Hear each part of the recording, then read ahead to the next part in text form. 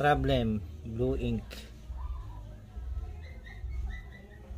Ayan, check natin, blue. O yan, walang lumalabas. O, itong part na ito, yan ay blue. Wala. Pag try natin red, mayroon pero hindi lahat lumalabas. Yan, red. Then yellow, check yung yellow.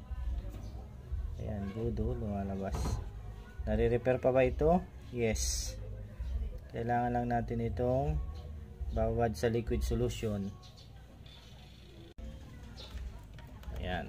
Anong kailangan natin? Ito, Turbo Italy. Ayan. Ultrasonic cleaner.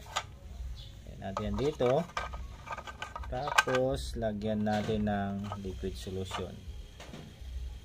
Para yung sa loob niya ay paano magalaw yung mga dry ink na sa katagalan. Wag lang solvent yung ginamit na ink at hindi possible na matanggal yung black nun kasi dumidikit ng gusto yung solvent na ink.